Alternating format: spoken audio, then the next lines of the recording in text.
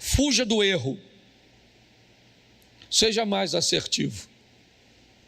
Minha proposta hoje é conversar com você sobre uma instrução dada por Deus através do apóstolo Paulo aos Gálatas, no capítulo de número 6, no verso 6.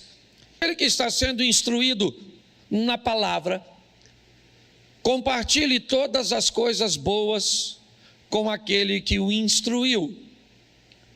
Não se enganem, ok? Em outras traduções, está escrito: não erreis. Deus não se deixa escarnecer. Ali está dizendo de Deus não se zomba, pois tudo aquilo que a pessoa semear, isso também colherá. Mas repita comigo: não erreis.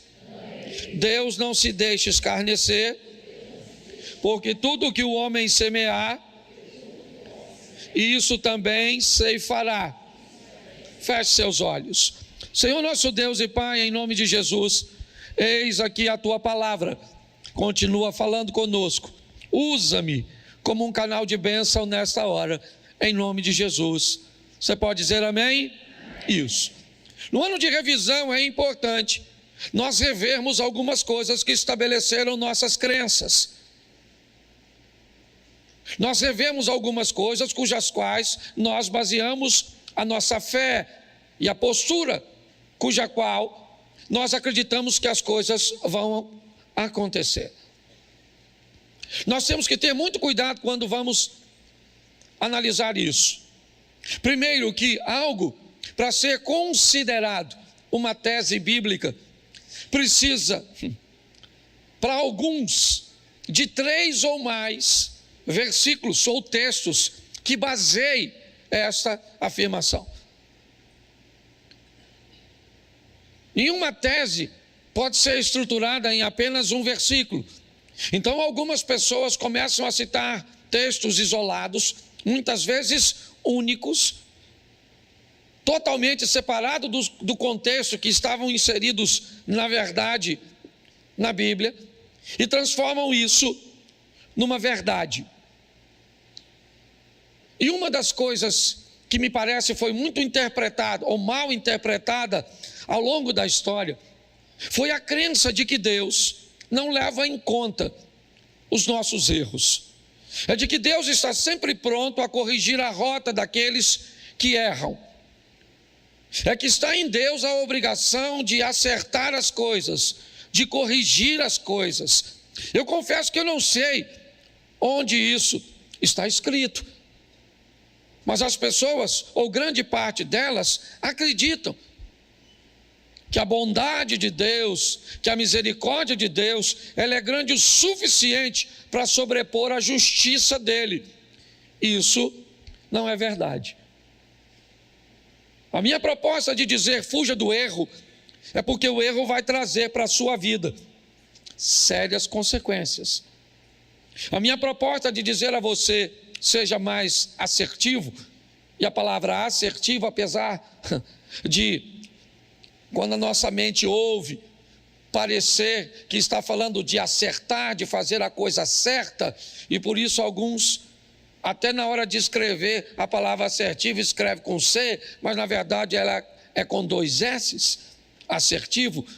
Ela tem a conotação de alguém que está seguro, que está firme, que sabe aquilo que está fazendo, que ao tomar decisões, não tomam decisões de qualquer maneira. São pessoas convictas, firmes, fortes, seguras, que fazem as coisas com objetividade. A vida costuma ser mais generosa para essas pessoas. Elas frequentam a mesma igreja, elas leem a mesma Bíblia, elas cantam os mesmos louvores, elas escutam as mesmas mensagens. Mas as pessoas assertivas, aquelas pessoas que, ao tomar decisões, principalmente em áreas fundamentais de sua vida, elas são um pouco mais morosas, elas aguardam, não são imediatistas, elas costumam retirar da vida mais prazer, mais satisfação. Mas se você não liga para isso, é um direito que você tem. Apesar da Bíblia dizer não erreis, e é isso que eu quero trabalhar com você. Por que é que a Bíblia então diz não errem? Ela não poderia dizer, olha, se você errar, não tem tanto problema assim. Não, ela diz não errem, porque de Deus não se zomba. Deus não se deixa escarnecer. O que você fizer, você vai ter que enfrentar o efeito ou a reação da sua ação. Então, se você quer ser descuidado, se você é valente, forte, poderoso, o suficiente para cometer erros, sustente a sua valentia e coragem para colher os frutos do erro que você cometeu. Não tem problema nenhum. Você quer ser irresponsável em tomar algumas decisões? Você quer ser irresponsável a estabelecer relacionamentos? Você quer ser irresponsável em tratar a sua vida profissional? Você quer ser irresponsável em cuidar da sua saúde? Não tem problema nenhum. Fique à vontade com as suas irresponsabilidades, em cometer erros. Só entenda que você vai ter que se encontrar com eles. E é por isso que o texto até começa dizendo: aquele que é instruído, aquele que é ensinado, ele deve repartir os seus recursos com aquele que o instrui. Olha bem, a proposta da palavra é dizer: se alguém vai te dar uma orientação correta, se alguém vai te dar uma ferramenta certa, ele vai fazer tão bem a você, ele vai levar sua vida, seu casamento, suas finanças, seu negócio, sua caminhada de fé para um ambiente de tanta prosperidade que você deveria dividir um pouco dessas bênçãos que você vai receber por parar de cometer erros com aquele que te ajudou a parar de cometê-los. Essa é a grande verdade. Mas, como eu disse, se você desejar continuar numa vida de erros, não tem problemas. Provavelmente, se você tiver fé e seguir a Jesus, você vai até morar no céu. O que você não vai ter é uma vida boa aqui na terra. Ah, pastor, mas a vida não é para ser boa aqui na terra. Não. Por quê? Porque você tem acesso ao versículo que diz que no mundo tereis, e é esse que você quer tomar? Vamos lá, usa mais para mim. Nós temos umzinho aqui, que justifica o sofrimento. Mas vamos lá, eu vim para que tenham vida e a tenham em... Bem sei os pensamentos que tenho a respeito de vós, eles são de paz e não de mal, porque eu tenho proposto te dar o fim que você deseja. Quer ir para Deuteronômio? Vamos lá, os céus e a terra tomo hoje por testemunha, certo? Que eu tenho colocado diante de você bênção e maldição, certo? Escolha tu as bênçãos, para que viva tu e a tua descendência. Quando você vai pegar textos que falam de vida, de vitória, de boas escolhas, está assim. Se nós olharmos de uma forma mais minuciosa, nós vamos ver que os erros que cometemos ao longo da nossa caminhada, eles são extremamente prejudiciais.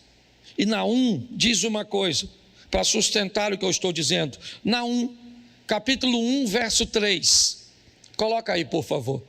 Naum, capítulo 1, verso de número 3.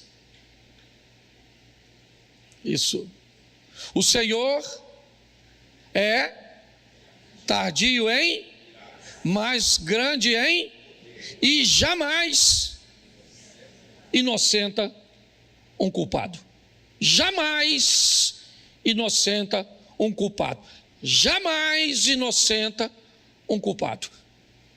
Ah, pastor, mas o sangue de Jesus não me inocentou? Eu era culpado.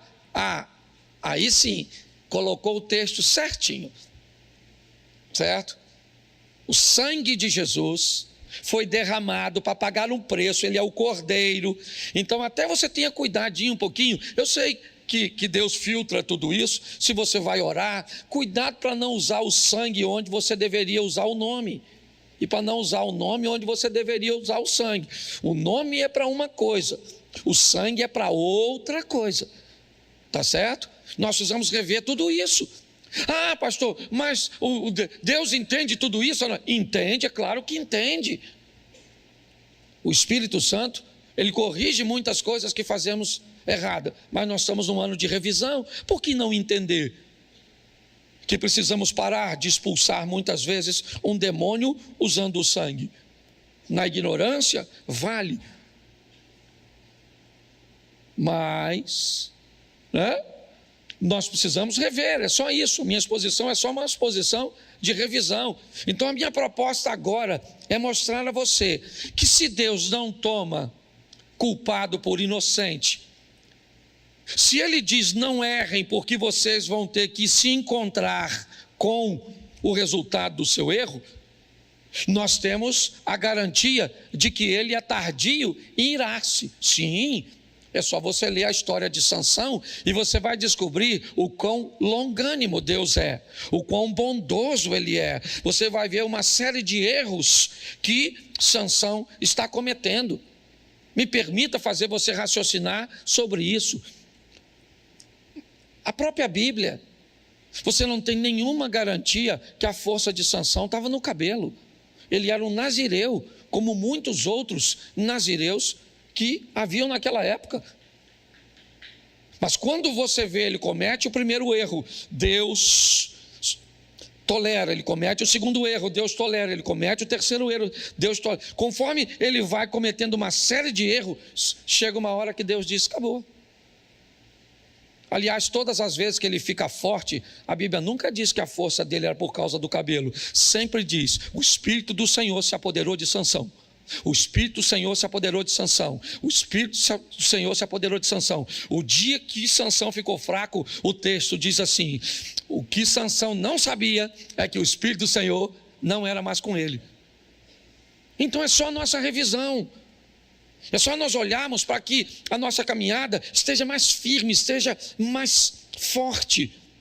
Então eu vou te mostrar o erro de algumas pessoas e vamos ver no que deu.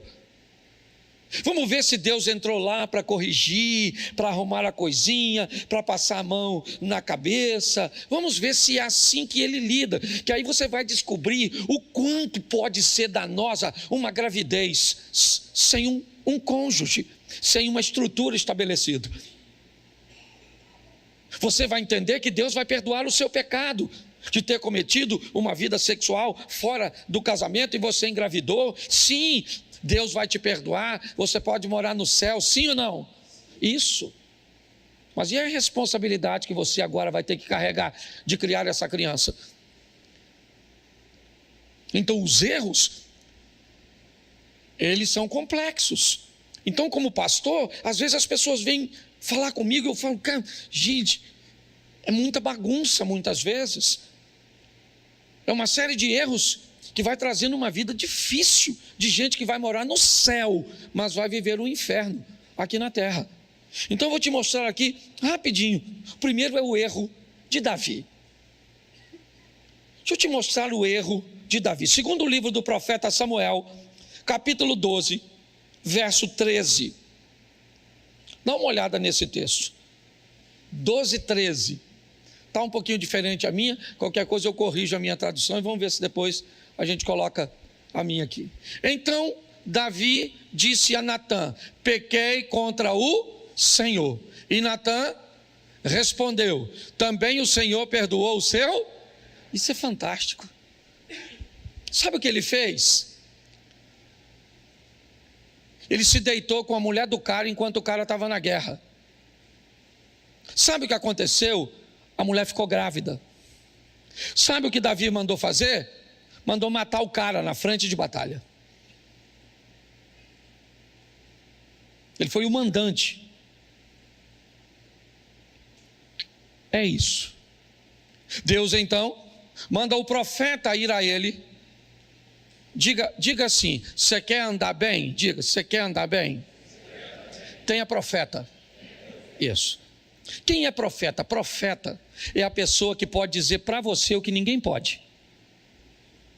Você tem que ter alguém que diga para você o que ninguém pode dizer. Alguém que você deu autoridade para chamar sua atenção. Sua atenção quando a roupa está inadequada. A sua atenção quando a sua postura não está correta. Você tem que ter alguém que tenha coragem, né? Ou autoridade, não vou nem dizer coragem, a autoridade de dizer para você o que ninguém pode dizer. Natan era a representação. Aliás, ele é a salvação de Davi. Ele vai à casa de Davi e vai dizer a ele que ele fez isso. Você se deitou com a mulher do Urias, você mandou matar Urias, e Deus viu tudo isso. O que ele disse? Pequei contra o Senhor. Aí o que Natan diz para ele? Também o Senhor perdoou o seu pecado. Você não? Ele tinha que morrer. Velho Testamento, olho por olho, dente por dente. Mandou matar, morre. Natan está dizendo para ele: Davi, você cometeu um erro grave, um pecado capital. Você infringiu um dos 10 mandamentos, o decátulo do Moisés, do próprio Deus. As leis dadas no monte, escritas nas pedras. Estava escrito na pedra, não era à toa. É porque era um registro sério. E agora Deus diz para ele, através do profeta Natan: também o Senhor perdoou o seu pecado. Você não morrerá. Deus te perdoou, Davi. Você não morre. Verso 14. Mas, porque com isso você deu motivo aos inimigos do Senhor a blasfemarem? Bom, Davi, já que com a sua postura, você que é crente, anda com a Bíblia na mão, carrega meu nome, mas com esse tipo de vida que você leva, as pessoas estão falando mal de mim por sua causa. Esse assunto, Davi, veio à tona, de que o meu servo Davi, um menino, filho mais novo de uma família de 8 irmãos, que não tinha nenhuma condição de ocupar o cargo que ocupa, e eu te coloquei aí, te dei as mulheres dos reis ou do rei anterior, e se isso fosse pouco para você, Davi, eu teria te dado mais. Mas agora, Davi, você cometeu um erro. Mas fica tranquilo que você não morre. Mas o menino estava doente. E Deus disse: mas o menino morre. Mas Davi, a espada de violência que você usou contra Urias não vai se afastar mais da sua casa. Se deitou com a mulher do Urias em secreto, um dos seus, seu filho, vai deitar com as suas mulheres. Pare e pense. Dá uma olhada nisso e vê o que o erro de alguém que foi perdoado, porque ele foi perdoado, ele não vai morrer, mas a vergonha, a humilhação, o problema familiar e todas as coisas que ele colhe do erro que cometeu. Então Davi deveria saber muito bem o texto que nós lemos em Gálatas. Tudo bem que ele não tinha acesso ao texto dessa forma, né? Porque está lá na frente. Não errem. Não errem, porque isso vai dar problema para vocês. Vocês são meus servos, vão morar nos céus, está tudo certinho, mas cuidado com os erros. Eles vão te trazer problemas. Não acredite que Deus vai corrigir o que você faz de errado. Não é assim. Reveja isso. Vamos te mostrar outro? Vamos lá. O erro de Moisés. Note que eu só estou falando de homem de Deus até agora. Moisés, o homem que conversava com Deus face a face. Um dos textos para mim mais impactantes da Bíblia. Bota para mim, por favor, Êxodo 32, 32. Eu acho que é esse aí. Agora, pois, perdoa-lhe o pecado, ou, se não, peço-te que me risques do livro que escrevesse. Irmão, presta atenção no que o Moisés está conversando com Deus, no momento difícil, onde Deus está dizendo para ele: Moisés, vamos acabar com este povo, vamos acabar com essa história do Abraão, vamos começar uma história nós dois, eu vou começar um povo através de você, esse povo vai perecer aí no deserto, Moisés, e a gente começa de novo. E Moisés, com um amor por aquele povo, mas pensa em algo, sabe, só o amor poderia fazer com que ele não fosse fulminado ao dizer uma coisa dessa para Deus. Olha o que ele está falando para Deus: perdoa. Deus está dizendo: eu vou destruir o povo. Moisés diz: perdoa-lhe o pecado, ou se não, eu peço-te que me risque. Olha o que o Moisés falou. Se não fosse com amor, com humildade, estava morto. Eu só estou te mostrando isso para você ver o nível que esse cara era, o nível que Davi foi. Mas não interessa se é Davi, não interessa se é Moisés, não interessa se é Abraão, não interessa se é Paulo, se é Pedro, não interessa quem seja. Errou, meu irmão, a casa vai cair. É isso que você tem que entender. Então, se você vai ser macho e valente o suficiente para vacilar, depois também chupa o limão. Não vem com essa fatalidade: agora também eu errei, minha vida acabou nada. Você vai colher tudo e vai começar de novo. Vai ter força para passar vergonha, humilhação, isso. É assim que funciona. Agora, só para terminar, verso 32, para terminar esse texto. 33, o próximo, por favor. Então o Senhor disse a Moisés: quem foi que disse? Riscarei do meu livro todo aquele que... Pensa num troço desse. Pensa. O Deus falando: Moisés, vou falar uma coisa para tu. O livro é meu, eu risco. Quem? Quem eu? Quero não. Quem vacila. Então aquele Zé Ruela era para eu riscar. Você não fez nada, eu não vou riscar.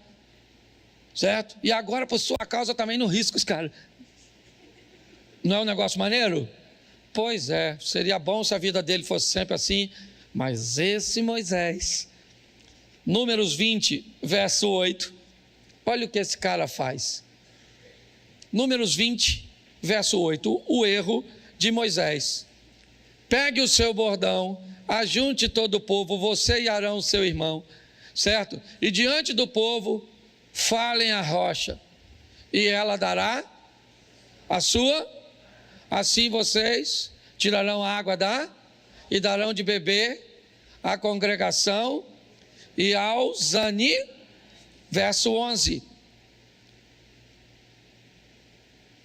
Moisés levantou a mão e feriu a rocha, deu uma pancadinha. Quantas vezes? 2 vezes com o seu bordão. E saíram o quê? E a congregação e os seus animais? Olhe para mim aqui. O erro de Moisés, eu não sei nem se isso é erro. Falando sério. Porque olha só, Deus falou com Moisés: Moisés, vamos fazer o seguinte, o povo está com sede, então vamos dar água para esse povo. Pega o Arão, seu irmão, vão lá, e aí você pega aquela rocha lá e fala para a rocha: rocha, sai água. E a rocha sai, as pessoas bebem, o gado bebe e está tudo certinho. Lá foi o Moisés. Dizem que ele estava nervoso, eu não estava lá, mas diz que ele estava chateado, aborrecido, sim. E eu acredito que estava, porque ele estava guiando o povo. O povo estava ruim. E ele tinha todo o direito de ficar nervoso, sim ou não? Porque você também tem. Você só não tem o direito, durante o seu nervosismo, desobedecer e desonrar o nome do Deus que você carrega. Você tem direito de ficar nervoso? Claro que tem, você é gente. Tem hora que parece que...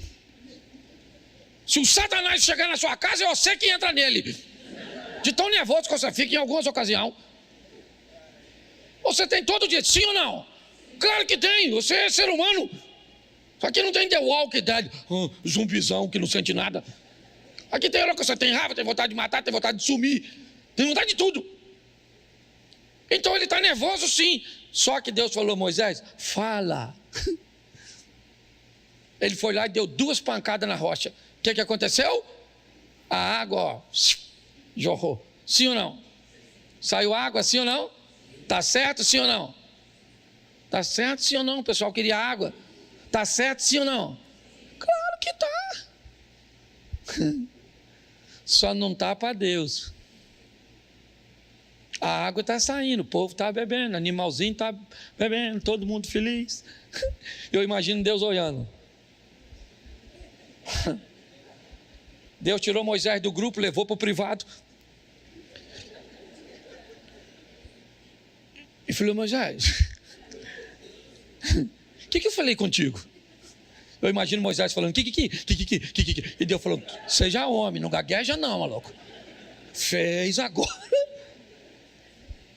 Eu mandei você falar ou tocar? Gente. Onde o cara pecou, eu nem sei. Ele se lascou por causa disso. O Moisés não entrou na terra prometida porque deu 2 pancadinhas numa rocha. Imagine você que bate na sua mulher. Porque a rocha não é filha de Deus, sua mulher é. Quando você for gritar com a sua mulher, pense no sogro. Deus falou: Moisés, tu não vai entrar não, maluco. Dá uma olhadinha aí do Monte Nebo. Olhou?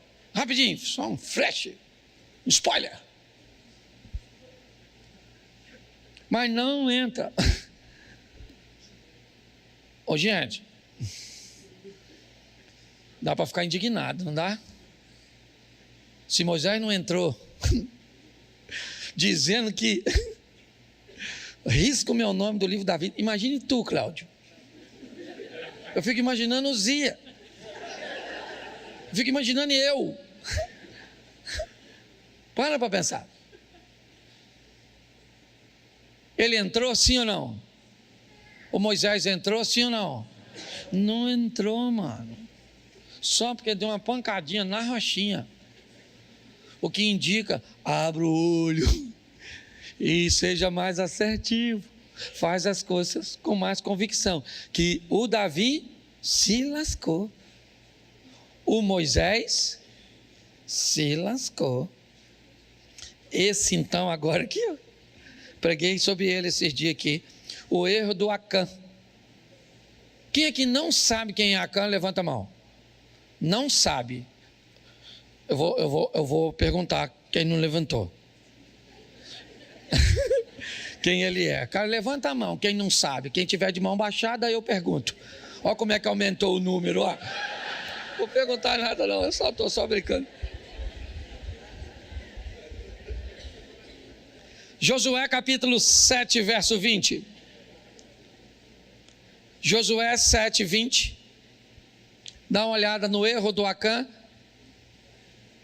Acã respondeu a Josué: é verdade que eu pequei contra o Deus de Israel e fiz assim e assim. Você já escutou alguém pregar para tu que aquele que confessa alcança misericórdia?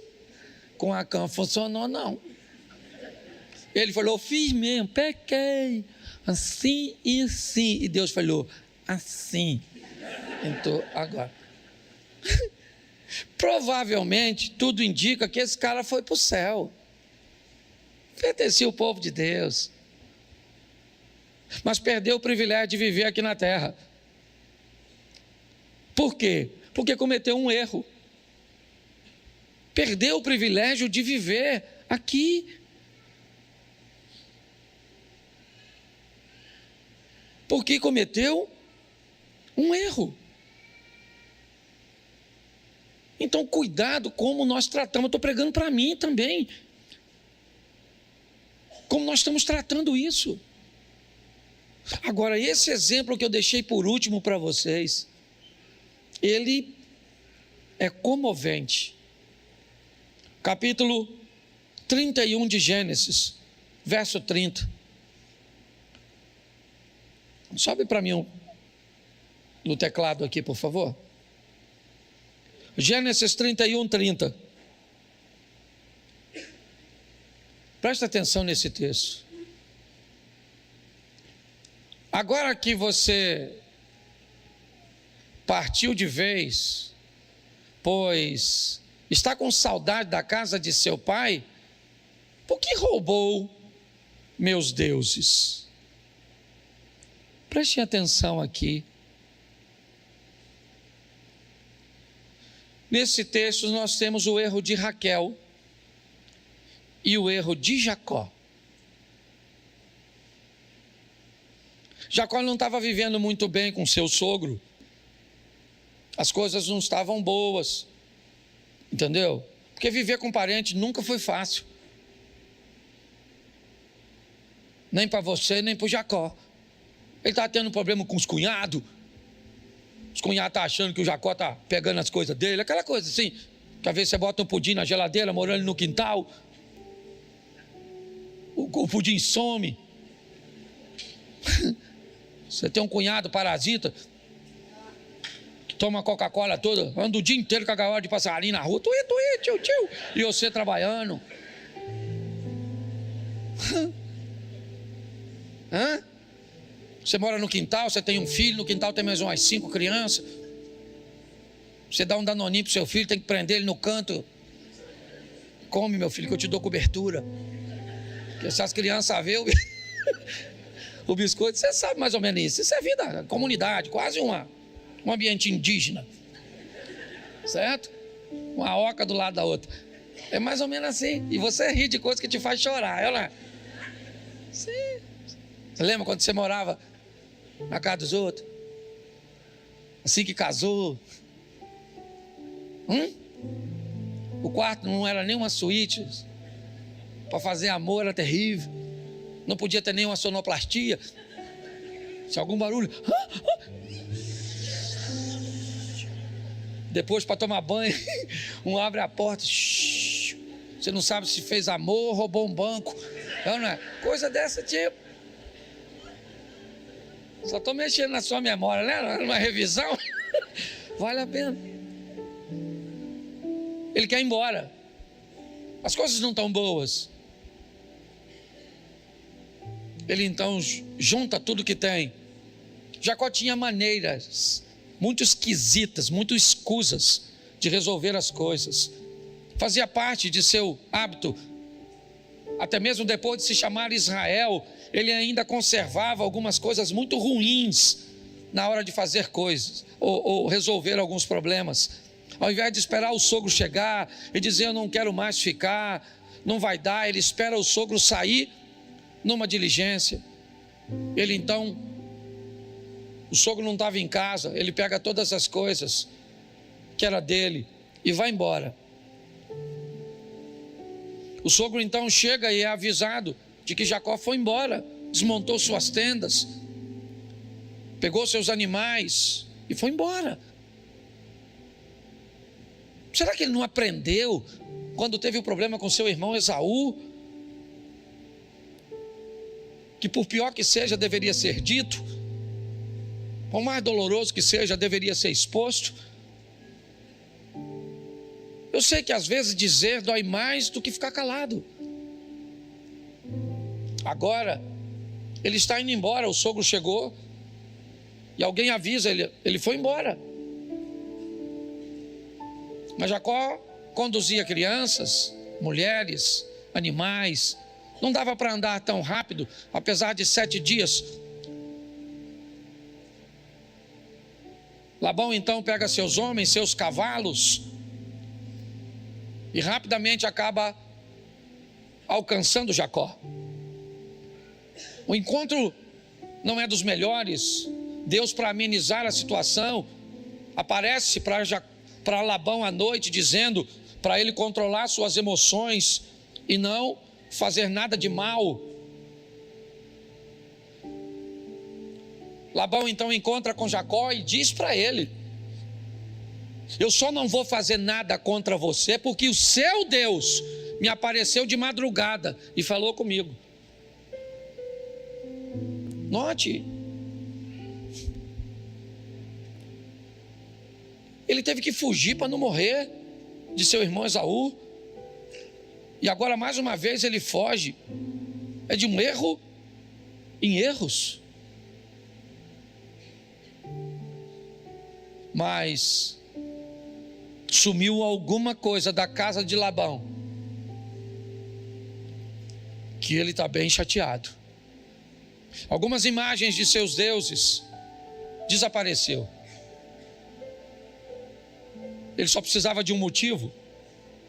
Tem alguma coisa na sua bagagem que não lhe pertence. Eu não estou aqui porque você está indo embora, eu estou aqui porque você me roubou. É isso. A tônica da história é essa. É por isso que eu vim. Porque eu cheguei em casa, tá bom. E Jacó disse: mas eu não peguei nada seu.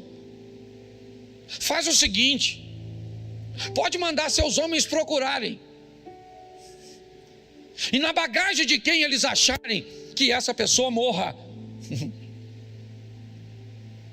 O que ele não sabia é que quem havia roubado os deuses era sua esposa Raquel.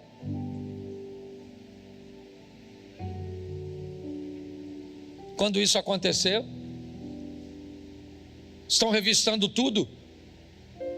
Raquel alega estar menstruada e não podia se tocar no ambiente onde ela estava. Ela então se assenta sobre os ídolos. O pai manda revistar tudo, e aí Jacó, que já não está muito satisfeito com aquela situação, diz: faz o seguinte, ô Labão, não procura só seus deuses não, suas imagens não, pode procurar aqui, e tudo aquilo que você achar aqui que for seu, você pode levar. Se tem alguma coisa, se você acha que eu trouxe alguma coisa que não era minha, pode pegar e levar. Não acharam nada. Eles foram embora. Uma falsa sensação de paz. Mas ali, Raquel assinou sua própria sentença, cometendo o erro de roubar os ídolos. Jacó vai ficar sem sua amada esposa, porque lançou uma palavra de morte sobre a mulher que ele amava. A minha proposta é só mostrar e olhar também um Deus que me parece tem muitos problemas com erros. Um Deus que não vai passar a mão na sua cabeça. Um Deus que não vai ter você por inocente se você for culpado. Mas fique tranquilo que Ele também não tem você como culpado se você for inocente. Às vezes um casal vem para mim e me diz: pastor, eu vou me separar de minha mulher. E eu digo: não dá, pastor. Deus é minha testemunha. Eu digo: então beleza. Se Deus é sua testemunha, não sou eu que vou fazer parte da promotoria. Deus não precisa de testemunhas. Ele só disse algo muito sério: um culpado diante de mim nunca se tornará inocente. O inocente nunca será um culpado. no que diz respeito à salvação, sempre que o culpado trouxer sobre si o sangue do Filho de Deus, ele o torna inocente. No que diz respeito a ir morar no céu, a viver na terra, não. Suas escolhas, elas se tornarão situações cujas quais você vai se encontrar amanhã. Vale a pena refletirmos sobre isso. Se Davi, que era um homem segundo o coração de Deus, errou, Deus disse: não morre. Mas a humilhação que você vai viver por causa do seu erro, ela não vai passar de você. Ninguém vai falar mal a meu respeito, é o que Deus está dizendo, por sua causa, e você vai ficar impune nessa terra. Ninguém vai falar mal de Deus por causa da sua roupa, e você vai. Ninguém vai falar mal de Deus por causa do seu vocabulário, e isso vai ficar assim. Ninguém vai falar mal de Deus porque você não paga, não cumpre suas obrigações. Ninguém. Deus não vai deixar isso barato, não. Você pode ter certeza que você vai ter que se encontrar com isso. Então, a proposta que eu trago para nós hoje é: não erreis. Fuja do erro. Se torne mais assertivo, mais firme, mais convicto, mais certo, mais responsável na hora de agir. E eu posso garantir a você agora, de uma forma profética, mas amparada biblicamente, esse vai ser o melhor ano da sua vida. Não vai. Desse jeito, lançando essa palavra assim, eu mando uma palavra de que é o melhor ano da vida do inconsequente, o melhor ano da vida de um irresponsável, o melhor ano da vida de alguém que comete erros e não quer consertar. Tem alguma coisa de errado. Então vamos fazer direito, vamos rever. Se atentamente ouvires a Deus e os mandamentos meus e obedecer, o Senhor teu Deus te exaltará sobre todas as nações. Onde você passar, você será abençoado. Se atentamente ouvir a Deus, é condicional. Então eu posso dizer a você hoje, biblicamente, se você parar de errar, se você for mais assertivo, mais firme, mais convicto, mais responsável, 2024 será o melhor ano da sua vida. Posso ouvir um amém?